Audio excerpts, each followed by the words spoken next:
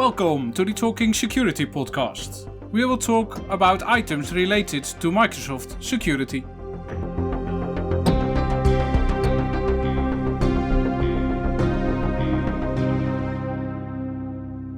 Welcome to another episode of the Talking Security podcast, where we dive deep into the world of security, technology, and innovation.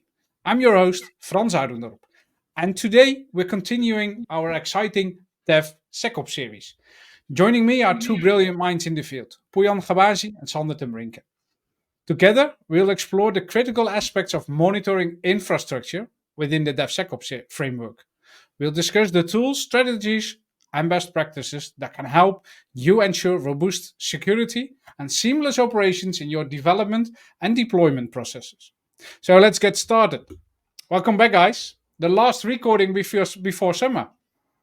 Yeah, we're gonna go on a well-deserved holiday. Almost there. Finally. Almost there. It has been a while. It's That's been a great fun. journey until now, guys. We have done a couple of episodes until now. We covered a lot of the stages of the DevOps and the DevSecOps series, and the last one was, of course, the monitoring phase. And now, as we announced last episode, we will continue in that with going more in deep about what if your application is now in production? What are we gonna do now? So, in this episode, we will be talking about infrastructure monitoring. It happens in the cloud, but we still have an infrastructure.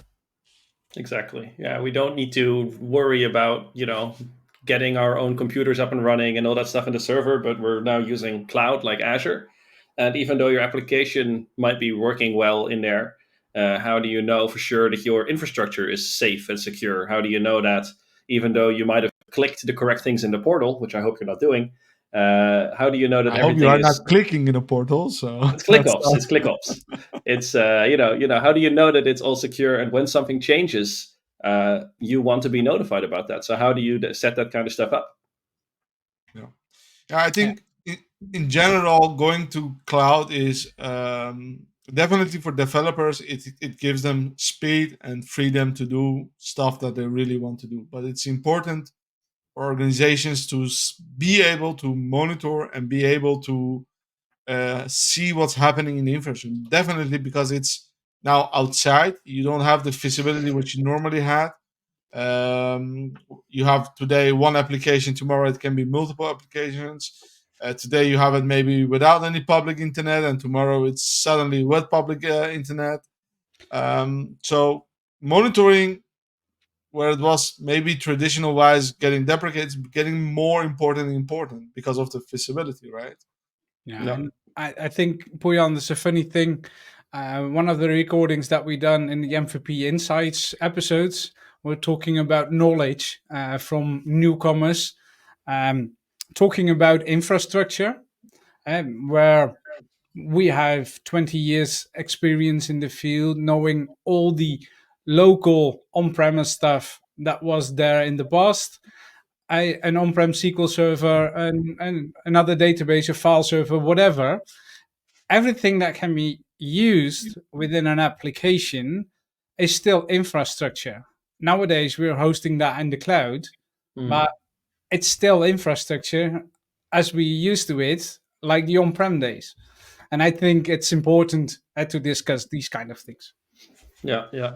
So to kind of maybe kick it off, one thing that Pouyan kind of said before we started the podcast was the difference kind of between like monitoring and protection and how you deal with all that kind of stuff. So maybe you can kind of talk a little bit more about that, Pouyan.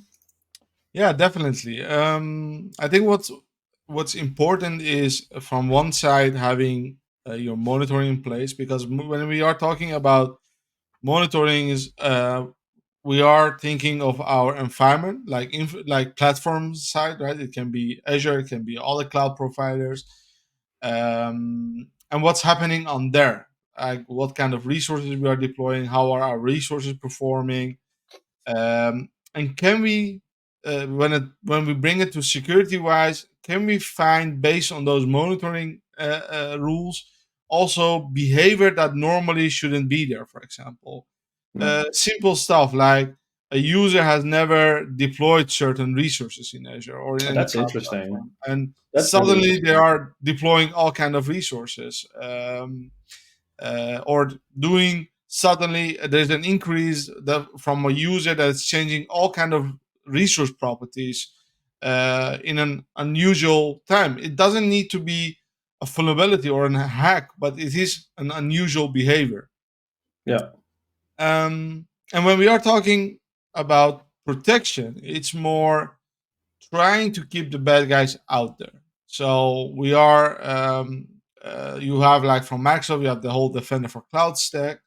We have Defender for SQL, where we are really trying to stop, for example, a SQL injection.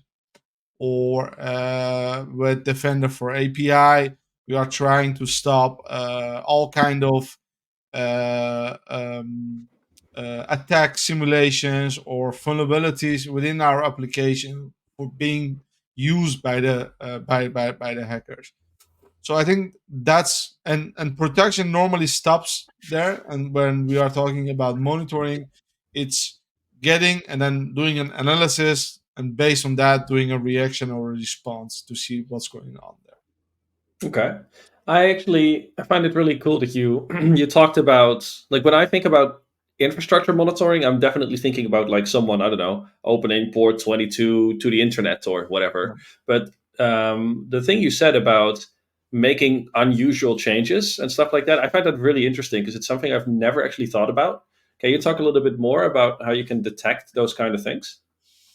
Yeah, definitely. So what we normally do with customers is, for example, um, assuming they are fully on Azure for to keep simplify the scenario, but this is definitely for multi-cloud possible as well. Um, every activity you do on Azure is logged in your Azure activity environment, in your logging table, right? So you start a VM, you shut it down, you create a resource, you delete it, you update it. It's all kept by who did what when. Hmm.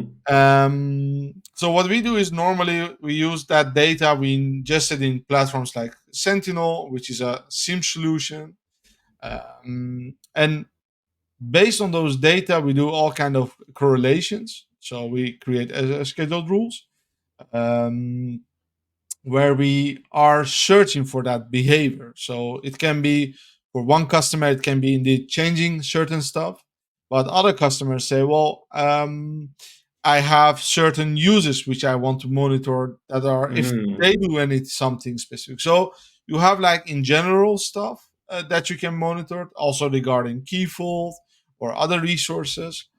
But you can also do it like customer wise. So it's a combination of having that data and having that products like Microsoft Sentinel for doing the correlation on that data. So I know that, like, as a developer, I've also set up application monitoring recently, which has been quite fun to do. And I know that they like things like application insights. They have kind of standard metrics that you can also create alerts on. Is there any standard metric for unusual activity as well? Because, like, creating alerts based on unusual activities is kind of vague and is probably like a scenario based thing. Does Azure offer anything out of the box for this? So you can say if there's an unusual amount of changes, Azure might know what you mean. Is there anything built into Azure for that? So in Microsoft Sentinel, we have multiple solutions available for us, which we can onboard in the form of a log source. And Hmm. Azure Activity is one of those solution packs which we can enable from the Sentinel Store pack, which is Hmm. also available on the old naming convention Azure Sentinel GitHub repository, which we will definitely put in the description here. You will see that there are all kind of solutions there based on Right. products, or and Azure is a product in that as well. And there are definitely certain detections and anomaly and configurations out of the box available Oh, that's really for nice. definitely, yeah. Things Okay. like a user never have done certain changes and suddenly is doing something on Azure. That's a common one, which you can find there definitely. But from other hand, we have also like if, for example, you are using Azure Key Vault, right? So we Right. have on Azure we have the cloud platform level where you Yeah. can do all kind of detections, but we also have like solution wise, so Azure SQL, Azure Key Vault, Azure Web Apps, and there we are also talking about diagnostics logging. Right. Right. Right. It's the layer between platform and application logging actually. So if we talk about Azure SQL, then for example, a user or an admin dropped a table, right? Mhm. That is a scenario that you can build a use case detection around it when you are having that diagnostic logging from an Azure SQL, for example. Right, right. So to summarize, what you're saying is when, for example, a user performs an activity in the database itself, that is something that would also get logged to Azure Monitor, to some log analytics Essentially, workspace. yeah. And basically, I can not only create alerts based on things that are happening in Azure, like a resource that created, but also based on the events within a resource, like a table being dropped from an entity. Yeah. So Okay. that's the difference between when we are talking is actually three layers. I think we mentioned that in last episode as well. That we have Azure activity logging, which contains the platform logging, and we have Azure Right. diagnostic logging, which contains what happens in the resource itself. Yeah. And then we have on top of that we have the application logging definitely, which Okay. is normally through application insights and other tools. Okay. So I think this is really great. One thing that we already kind of discussed beforehand as well is like how do you then manage all of these rules, and how do you make sure that when you create resources, that this is done securely and maybe with infrastructure as code and with rolled out and deployed. And I think Frans shared something really interesting about that. So maybe you can But kind of talk a little bit more about that. yeah, one thing before, Sure. what we talked about was networking. Right. Networking in relation of the application that you're deploying. Um, I have some thoughts on that. When we have networking and firewalling, normally in an infrastructure, we do a hub spoke model in most cases, I think, to deploy an infra. Yeah. But are you deploying an application as part of an infra, or are you deploying an application standalone to serve some customers that are probably outside? So are you deploying a SaaS application that is hosted on your Azure platform? Is it Right. needed that it's connected to your own infra, for example? Because you can have an application with a backend in one subscription or in multiple subscription to deviate the different resources. Um, what kind of network do we use? What is from an infra perspective related to an application? What is the most thing that you're doing, Sander? So like nowadays maybe just to check if I understand you correctly. So what kind of applications, or how do I deploy my applications nowadays? Like Yeah, most of the time, is that what you mean? is it a standalone application that is used outside the company, or is it an internal application that's connected to your not on-prem, but your own infra that is probably Right, hosted right, in your right. Azure environment as well? Yeah, so most of the times, like we're deploying applications that are, within the existing infrastructure. So you have like, I don't know, a product service and an order service and a stock service. Yeah, That's yeah. kind of the stuff you mean. Mm. And then with an outside thing, so let's say that, I don't know, you're deploying this kind of stuff, but then you might also deploy like a partner service, and that's kind of outside of your infra because that is meant to be consumed by other companies. Yeah, and that makes a real difference for Right. the management of your infra. Because if it's the first scenario, if you are building an application that is specific for that organization that needs to interact with an order system or whatever, Yeah, it's yeah, connected internally, then it needs to be connected to the internal network. That can be an yeah, Azure network, an upspoke model, for example. Then it needs to be controlled by a firewall. You need to open some ports, some services that it can be connected. Yeah, and the normal way that we are organized that is infra as code. And the thing that you want to answer me is infra as code. if we do that and we have a firewall up and running, and when the Azure firewall, for example, then everything is blocked on forehand, and then we can open a specific port or a specific service or whatever. Yeah. I have in the past I worked at in an environment where we did that in the following way.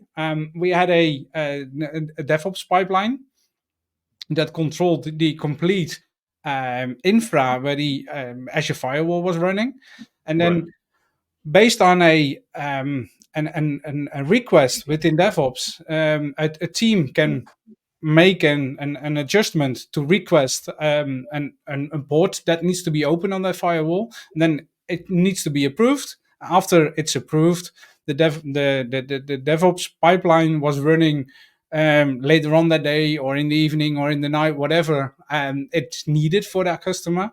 Right. And it's running. And then the next day or the next hour, that specific port was open, but there was a real approval flow was in it to Yeah. open a specific thing built on infra's code. And you can do some monitoring on that based on the things that the team was implementing in the DevOps pipeline Yeah. when it's running, but also after that, with using Defender for Cloud, for example, get alerts on the things that was blocked or was allowed if a certain rule was created in that Azure firewall.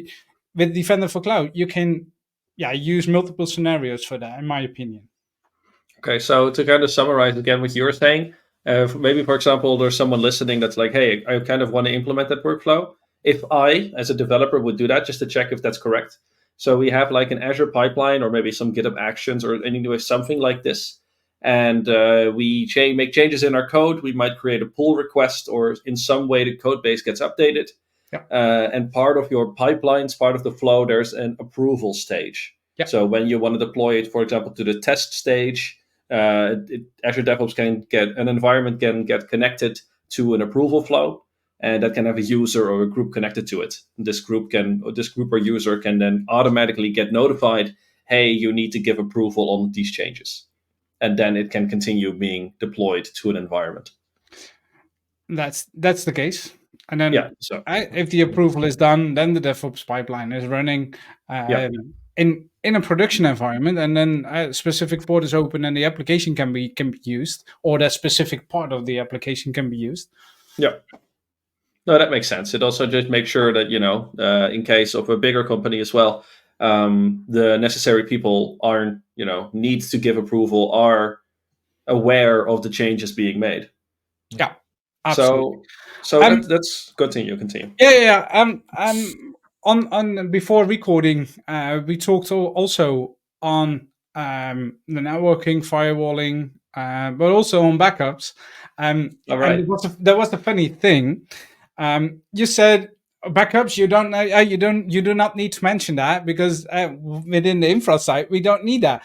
So I think maybe it's not we don't need that, but we are using infra as code, so we can enroll it again if it's disappearing somewhere. So the infra, besides the application thing, the app that you have built, the infra as code stuff within DevOps or GitHub or whatever that needs a backup. But not only the specific resources, we don't need to do that. I totally agree with you on that. Yeah. But so just to interrupt for just a quick second, for future job opportunities, I do find backups very important. Yeah. And don't forget to back up your DevOps environment as well, because don't rely on the Git only. And I think it was this week that we learned that we need to store our BitLocker keys locally. So. Okay, great. That was the thing that we did not should mention in this podcast recording. Yeah, something about that. Yeah. So it's great, Frans, because I think what Frans is pointing out is really amazing, and that's the whole reason why. Well, one of the reasons why we started this series, and I think this is a perfect example. It's that when we are talking DevOps and DevSecOps, we are not only talking about our application, right? This is a Yeah. pretty awesome example of an infrastructure element like the Azure Firewall, but we are treating it as an application change model. So we are Yeah. shifting towards left to get like what developers normally do, to really get visibility, to get in control. And unfortunately, I think it's not only Azure or Microsoft, but with all the new cloud solutions and all the new SaaS solutions, what's always really missing is a really good change management control, right? Right. Right. Right. The fact that if you have certain permission in Azure Resource Group or subscription, it immediately gives you, if you are a contributor, you are a contributor. You can delete things, remove things, add new stuff. Yeah. And we will always figure that out through monitoring afterwards. Right. And what Franz is pointing out, like getting in control at the beginning before it's shipping towards, even on your infrastructure side. But I think what a good question what Franz was asking, and I think it has a really huge impact when it comes to infrastructure, definitely, but also on the monitoring side of the solution, because it increases the complexity of the whole solution. When it comes, do you guys, do you guys, as a developer, when you are building your application, how do you integrate it to other solutions, if it is internal or external? Um, and are you guys already thinking about like shifting a lot more towards API and other sides of um, communication? Because at the end, it's about communication, and legacy communication technologies require networks and network integration. That's a good point. That's a Um, good point. So, like, when I, for example, I'm into. So, what you mean is like, how do you integrate with external platforms yeah, like SAP, like I don't know, some payment provider, stuff like that?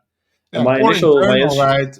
A database which is running internal, an Oracle database which is running there for ages. How do you, and but your solution is running on Azure? How do you communicate ah, with that? Uh, and how we can we increase that or improve that process, in your opinion? right, right, right. Yeah, I'm not. I'm the networking side is kind of my weaker side of Azure knowledge. I just get headaches every time I think about it. So I think what we do think we do use like a hub spoke model. We do use like expressed routes and VPN gateways, if Mhm. I remember that term correctly. Good. Okay, it's good. I'm still worth something. No. Um, those things we do use, like where they are routed through No. they should be routed through a secure network, through a firewall, something like that. And then of course we're like, you need to start thinking about using managed identities for Azure connections and all that kind of stuff. And what is, in your opinion, the next step? And or definitely when it comes to infrastructure side, how can we drop that? Because definitely, if you go towards the cloud security and the whole zero Right. trust is playing a big role, and zero trust, but well, it doesn't say you shouldn't have any network connectivity, but having like connectivity all over the place makes things much more complexer. Um, Yeah, yeah. So can you explain that a little bit differently? Because for example, I need to have a payment provider in my Amazon web store. So yeah. what do you mean like getting rid? I don't really understand your question, or like the next step in that. So for communicating to an internal environment, right? So we Right. have an Oracle database running somewhere.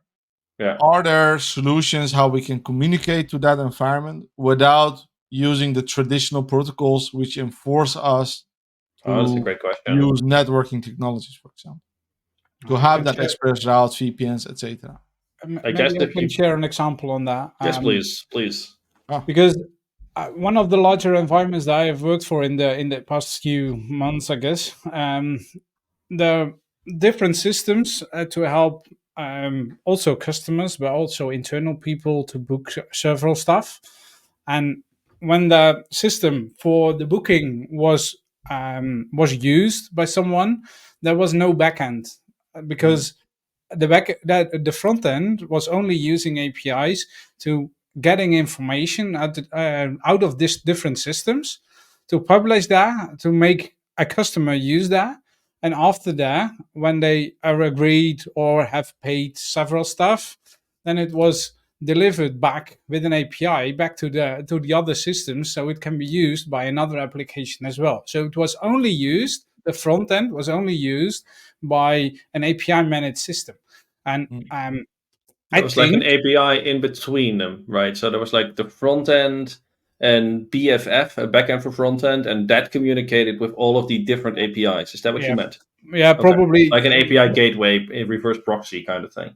I don't know exactly because I'm not a developer in that kind of stuff. Yeah, this is my domain. Go for Uh, it. yeah. But what we only use in that environment, and I know that because Defender for API played a big role in that area. Okay. Every API must be monitored, and that was done with Yeah. Defender for API in that case. But every system, some has a local database because it couldn't. And it needs to be stored some data, but when it's communicating with another system, it was built. There was an API built, so every system can communicate. And if that's done with an API gateway or a system in between, I don't know exactly, Yeah. but Okay. that's probably the case. Yeah. So maybe for me to summarize, like Pujan's point was like, how does my application get access to data without communicating with that data store? Is that kind of what you meant? It sounds like a really difficult problem to Yeah, fix, and it sounds on like a legacy way. like for example, like SOAP or really old Yeah, protocols and that yeah. kind of stuff. Or traditional SQL, traditional. Gotcha. Yeah. So I'm guessing, just from a developer's perspective that has just been thinking about it for 5 seconds, what you sometimes do, what you often see, is when you do talk to an external service, you put your own service communicator layer in between. So, for example, let's say we have to talk to some SQL or whatever that is using really ancient protocols. You don't want to have that all around your enterprise applications. You don't want to have that spread around everywhere. So Yeah. usually what you do is you build like one API gateway in between, which is just, instead of getting all the users, it's just a call there, and that gateway translates that to that old protocol, and only that service is allowed to talk to the database to prevent other people from like going around it. At least that makes it a little bit more secure that there's only one allowed communication source, and that gateway can be completely secured. But I'm not really sure if that's where I we're think I going, or think if that's that's. a really that would be a really great future, and I think um, it's a little bit out of the topic. Maybe we should have a separate and dedicated episode Here we for go this, because again. this is a Continue. really well. To be honest, the reason why, because I was triggered by the fact that when Frans started about the monitoring, he mentioned the fact how the complexity it is. Like that integration makes your infrastructure so much It often so does. much more complexer, because when it comes to Azure, you suddenly start using private networking, private endpoints, and all kind It of does. routing technologies to send traffic over certain VPNs, etc. And to bring it back to our episode of today, that makes monitoring much harder.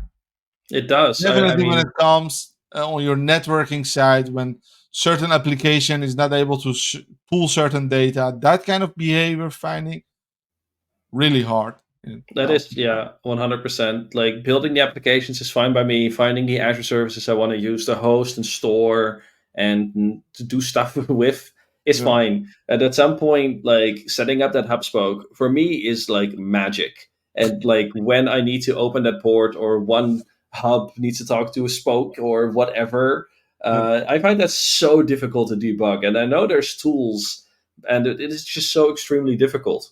yeah. Um, Because networking is also different. it is, yeah, it's In completely cloud, different. it's completely different in comparison. I mean, it is the same technology, but it's completely different when it comes. And when it comes to monitoring, if we go back, when it comes to our application, we discuss a lot about the infrastructure side of it. Yeah, But what I'm always also interesting about is from a developer's perspective, you guys, of course, focus a lot on the application side of the logging, but a lot of time the infrastructure can impact your application as well. Right. How do you take that in considering when it comes to monitoring? And what do you implement, and what is important for you to know? Right. So nowadays what you see happening is that at least loads of applications are running in a Docker container, which is already a lot more secure than having access to the entire system. And but I don't know if this is really where you want to go. At least if you want to build applications nowadays in this microservice landscape that we've gotten ourselves into, being resilient is very important. So being able to, for example, talk to your Azure SQL database that might be under heavy load, and being able to be resilient and try connections again. But I think where you're going with this is also kind of how do you monitor security in those kind of Yeah. scenarios, and how do I, as a developer, make that easier to do? If Yeah, this is where you're what the going. metrics are for you to define from your experience and expertise what is security. Right.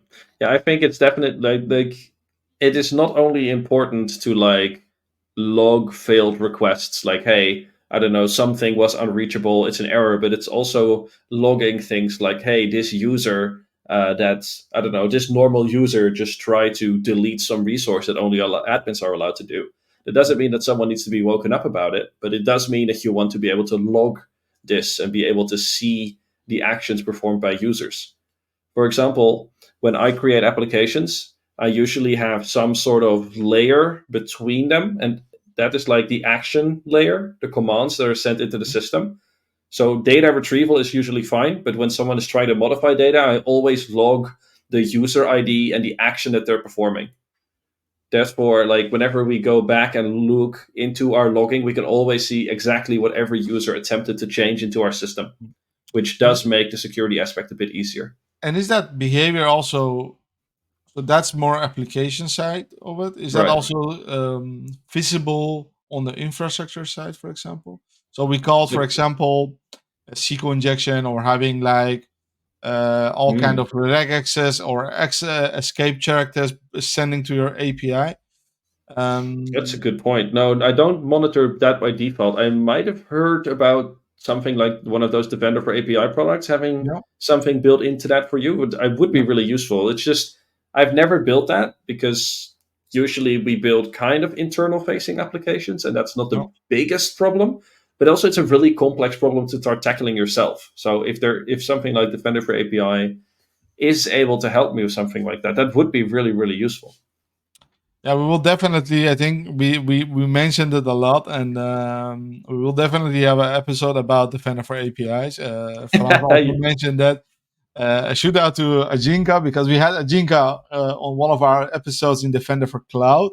We will definitely include the link to that episode as well in the description. So definitely watch that episode. It's great to see and hear his vision about modern security when it comes to APIs. Just for the people who don't know who that is, who is that person? Ajinka is the PM for Defender for API. Gotcha. Okay. From Microsoft's side. Yeah. So let's agree on that we extend this series with some extra nice things that we will do after closing these topics that we have done in the DevSecOps series. Yeah. All the topics like the deployment, like the monitoring phase, every phase we have covered in an episode. Only the monitoring covers already 2 episodes. That will be 3 because we will do a next one after this one on identity.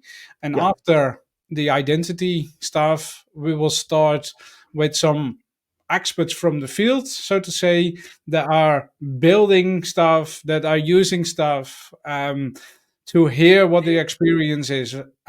So let's agree on that we are planning that for the after summer stuff on the DevSecOps series. After our well-deserved holiday. Exactly. Yeah. I think we're running a bit out of time already.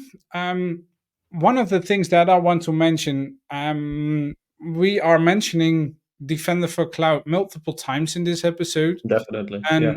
and Defender for Cloud is a broader ecosystem of defenders on the Azure platform or multi-cloud platform, because Defender for Cloud is not only for Azure, but we can also use it on GCP, on AWS, and so on. Defender for API is part of it, Defender for Storage, Defender for Key Vault, and so on and so on. Please also look into the series that we are having on Defender for Cloud, where we are Defender explaining. for everything, right? Yeah.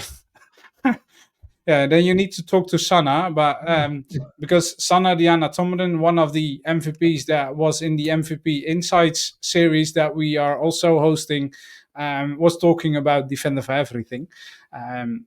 But I think it's good, Defender for Cloud. Do we need to mention a specific part of that already, even for this episode, Pouyan, for example? No, I think we mentioned most of it, and I think Defender for Cloud is part of the solution. Sentinel is part of the solution, Yeah. and other products and technologies definitely focus on Microsoft. It's part of it to create that monitoring platform. Any I other think thing, Sander, that you want to Hmm. know from an infra side, infra perspective on DevSecOps? Not in this current episode. I would just say, because I've just heard some really interesting things and ideas about from Pouyan, for example, about like alerting on unusual activity, but also Defender for API containing features for like security monitoring that would be really difficult to build yourself. So I am definitely going to have to look way more into that. And if another developer is listening to this, I would also recommend that you do the same, because that sounds like something that you could get a quick win and a lot of security vulnerabilities, things that you would otherwise spend so much time building yourself. So I'm going to definitely look into that. Nice. Then we will close this episode for now, and I continue with the next one on identity monitoring, and then specific related to DevSecOps. Not only the identity part that I usually do. That's going to be your episode. Yeah, probably, but it will be a bit different because of the DevSecOps point of view on identity, and I think that's good. That's the wrap up for today's episode of the Talking Security podcast. I and also we hope you found our discussion on monitoring infrastructure within the DevSecOps framework insightful and valuable. If so, be sure to subscribe, leave a review, and share it in your network. Thanks to my co-hosts Pouyan and Sander for sharing their expertise and perspectives. Thanks for hosting this together. This was almost the final episode, as we already explained that in the DevSecOps series. Next time will be the last recording within the topics of DevSecOps, and after that we will record. We will continue to record the DevSecOps series with some experts from the field. We will invite them to share their knowledge and experience on the products that they are building or they're using. So stay tuned for more episodes in our DevSecOps series. We'll continue to explore the intersection of development, security, and operations with the different experts. Until next time, stay secure and keep innovating.